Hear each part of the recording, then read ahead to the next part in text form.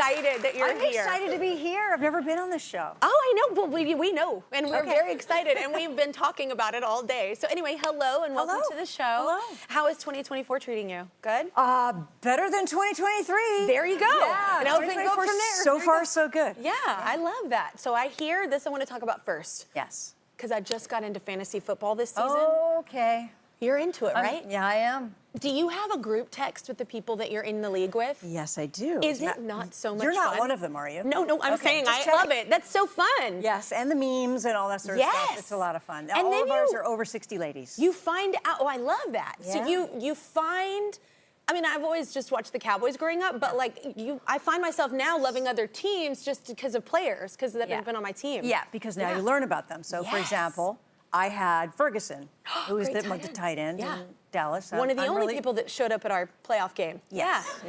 And I'm a Green Bay fan, so sorry about that. Suck it. Okay. I'm just kidding. You know what? I watched that game and I go, you know what? You deserve it. Oh, look at your cheesehead. You get into it.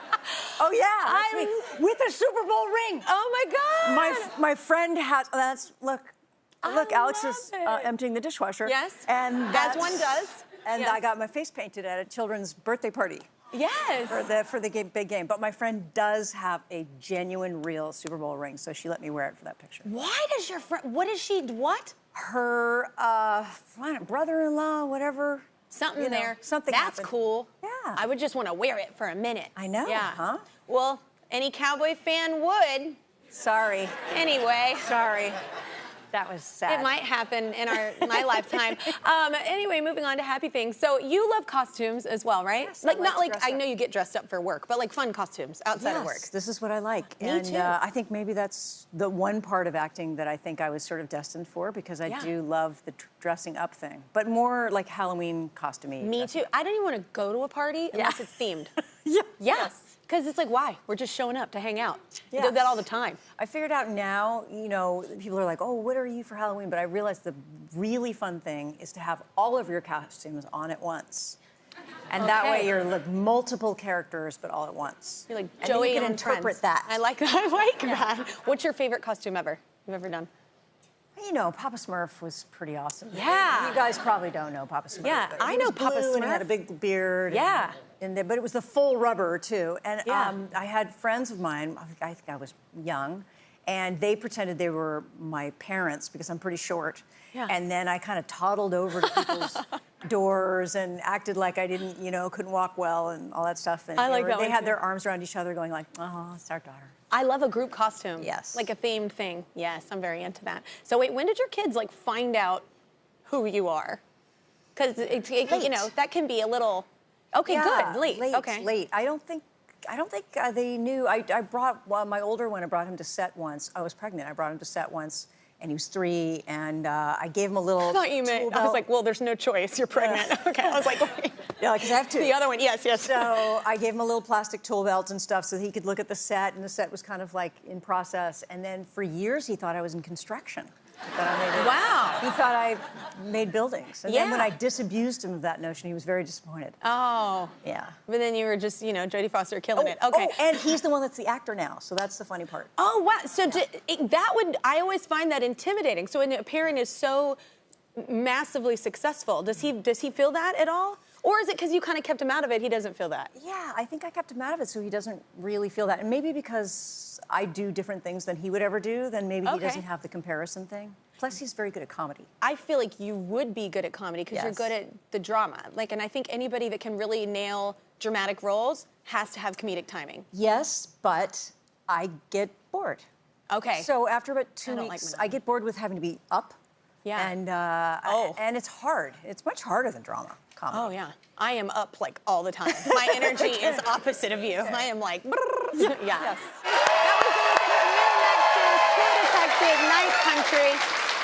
So it's the 4th season of True Detective. Yes. This one's different, obviously. They're all different. Yeah. But explain to everybody, I've only been able to see the beginning of it. So don't give me any spoilers. I won't tell you any more than that. It's crazy. The first episode is insane, but kind of fill everybody in what's going on.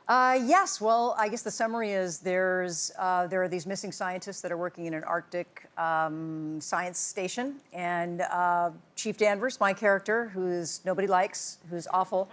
Kind of fun to play, right? Yeah, fun to play. Yeah. Who alienates everyone, is on the case, and there seems to be some connection with an older case of a woman that's disappeared. So then stuff happens. Yeah, yeah. And then there's a tongue. Yeah. Well, you know that from the trailer. Yeah. So wait, you actually wanted it to be like your character to be a jerk, right? Yes. You saw that was kind of, intentional. yeah. Yes. Well done. Yes, thank you. Thank you. Yeah, she's awful. Well done. She's awful. We called her sometimes Alas Karen. Alas Karen. Because she's just the worst. But my partner in the film, who's the other trooper in the film, Kaylee Reese, is phenomenal. She's a 4-time boxing champion. She's just badass, and we make a kind of a great pair. We very much respect each other as investigators, but we hate each other in life. And you can tell from the sigh. Yeah, yeah. You can tell from the sigh. Yeah, I like the dark ones. Yeah, I do like. You like isolating ones too. Yes. Because I love everything you do, and I started thinking about it after seeing True Detective, like the beginning, and I was like, she likes some isolating characters. Yeah, that's a theme for me. Yeah. That I work on, even as a director. I think I work on that too. Yeah. That I'm just genuinely drawn to for reasons I don't understand. But you're naturally kind of an introvert, right? Yeah, I think so. So it's a little bit of a torture for me to have grown up to be an actor. I didn't have much choice. I started when I was 3, so I don't think that's what I would have done. 3? Yeah. I thought it was young, like in your pre-teens, but I didn't know it was that young. Yeah. Like I thought it was like 10 or something. Oh my gosh. No, the ripe old age of 3. Was, so it wasn't a choice. It wasn't really a choice. So yeah, so I grew up doing something that I guess I had an affinity or a skill for, but that wasn't really my personality. And I think it does make my acting a little different than a lot of people. Yeah. Well, I do think too that people think just because you like to be on stage, or they think you're naturally, gifted with gab or gifted with being a people person. That's not the case at all. Like, and as a matter of fact, with the actors I've found in like 5 seasons, it's the opposite. People can get nervous actually playing themselves, like because they're not doing a role, and that's really what they were drawn to do. Yeah, and actually it's kind of interesting, this new film, new TV show, True Detective, there's a lot of isolation in that. It takes place in Alaska. That's already isolating. Right there, and it's the night, it's the long night, so that's from somewhere from the beginning of December all the way through to March, where the sun barely shines at all. So there's some ambient light, but that's about it. So it does have that feeling, that kind of spooky feeling. Yeah. But the other film I did before that, Naiad, is sort of the opposite, where it's about friendship and partnership. And I hadn't done many movies about other people. It's always about my character going through something. And it was really beautiful to be able to have that with Annette Bening, to have a film that's really and you just like to about break friendship. the monotony, it sounds. You get bored maybe doing the same thing. Yeah, that's true. Cool. Yeah, this one I just had to have a fake tan and suck in my stomach. Yeah, but you and Annette Bening, I'm like, okay, great cast. So you're in your 60s in there, and your 60s in real life. And here's my thing: I love getting older. Like, me too. Each decade, I feel it gets better and better. I'm not sure about the 50s. I didn't really love the 50s. Don't say that. I'm not there yet. Okay. Oh. Well, it's confusing. I think because the world is confused about women in their 50s, and we're confused about ourselves. Like, should I be competing with my past self? Oh, which you can't really do that anymore, or I used to be better at this, and now I want to try and keep up, but you can't really keep up. And it's sort of the process of the 50s is about sort of reinventing and saying, what do I want to do with the rest of my life? And then at 60, I found that there's some weird hormone that goes through your body, and then suddenly you become content. Okay. Yeah. Okay, I didn't know what like you were on your going birthday. with that. I didn't know where you were going. You're like, what hormones kick in? I was like, 60s are going to be a trip. I was like, that's amazing. I do find, though, that I don't know, even hitting like 40, there's something about, I think, because we, our numerical system, how it lays out, and we think of it in decades, it's like there's something that happens when you hit those 30, 40, 50, 60. There's something that happens, and I just feel like life gets better, and I think it's because with age you get wiser about who you invest in, and like, your circle of people, picking the weeds, keeping the flowers. Do you agree with that? Maybe. I think there's some wisdom to just having experience. I think you're wise enough to know, like, it doesn't matter because life's going to go on and there's nothing you can do about it anyway. We're all going to die anyway. Yeah. So there's some of that. I think just the kind of meditative calmness that comes with being older and knowing that there's only so many things you can change. Absolutely. It's kind of freeing when you're like, I can't control that, so I'm gonna let that go. Yeah, and especially working with younger people now, I find maybe, I love that it's not my time. It was my time, and it's not my time now. So I get to reinvent what my time is, and my time is about supporting other people, and especially young people who are coming up and who are so talented and I'm so in awe of. Yeah.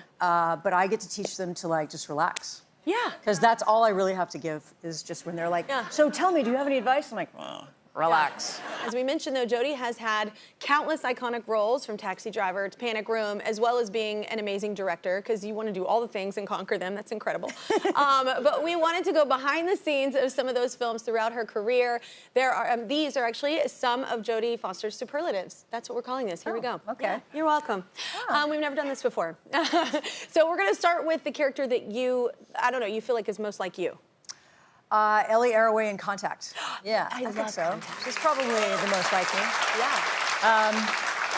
Kind of obsessed with science versus faith, and that sort of propels me, always that dynamic between those two things. I think so interesting in life in general. Yeah. Because you can love both. Yes, you can. You can be in Yes. awe of the world and all the things you don't know. Yeah, absolutely. Okay, which one is least like you? Least likely, probably Nell, which... No. Tay with the wind. Yeah, not I like love me. Nell. I do too. I do too, Yeah. but I'm not like that. Well, yeah. That would be weird if you said, really most would. like Nell.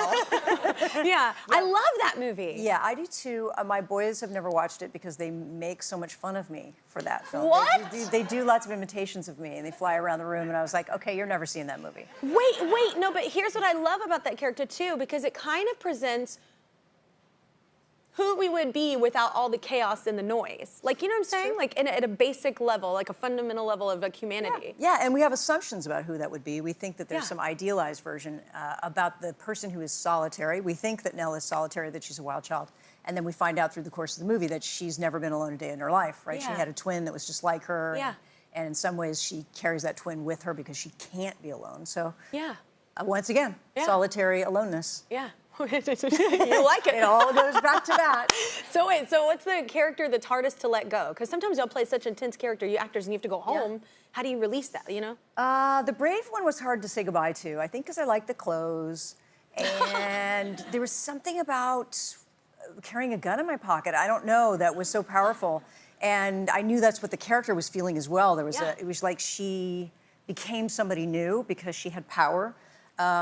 And I got to play an NPR host, which is one of my favorite things. Yeah.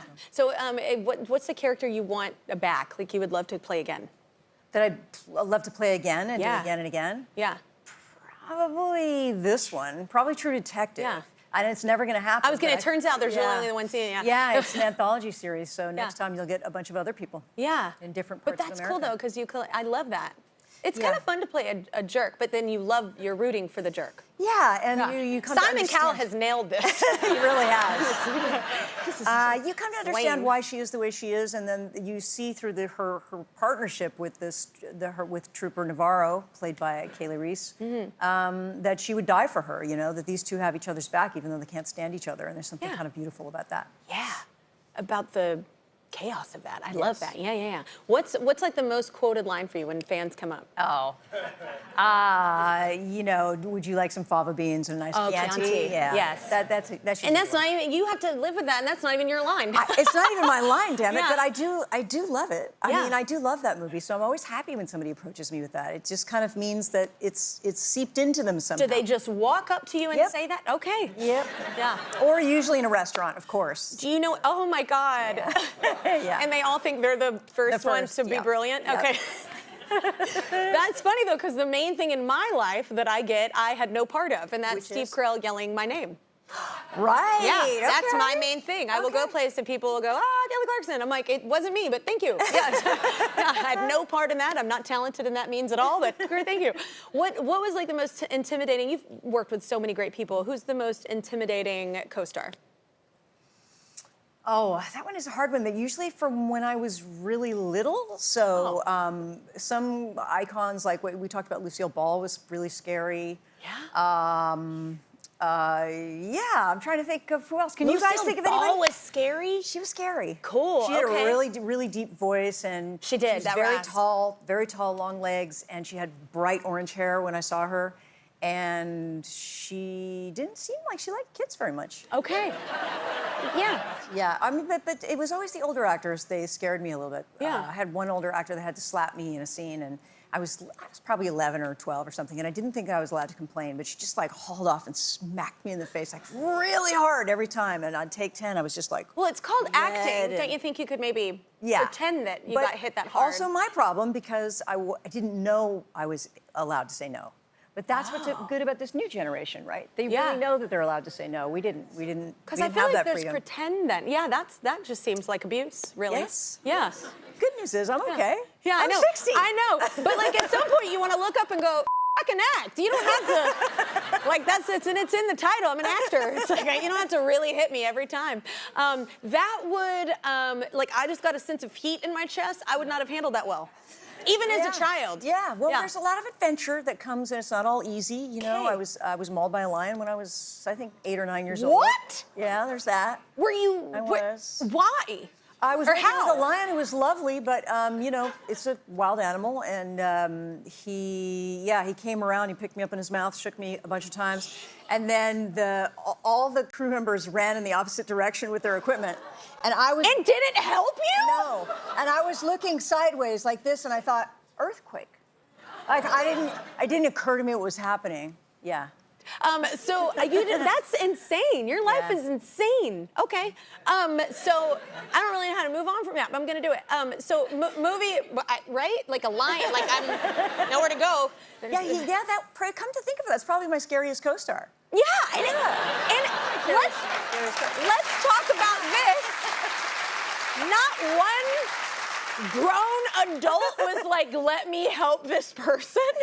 Well, interestingly, I rolled down a hill, so the trainer said drop it. He dropped me because he was trained. You're not a toy. I went down a hill, and then the lion ran after me, and then just went like this and put one paw on me and looked around, like as if I was a toy. So he helped me. He helped me. My God. I hope you've had therapy. Okay, so the movie most likely to rewatch. Do you watch yourself? Can you do that? I can't really. I don't really do it. Once I'm done with the movie, I'm kind of done with it. I mean, once I've seen it a few times. But whenever Silence of the Lambs or Taxi Driver comes on, I think I'll watch those too. Yeah. Okay. Well, Taxi Driver is so young. Yeah.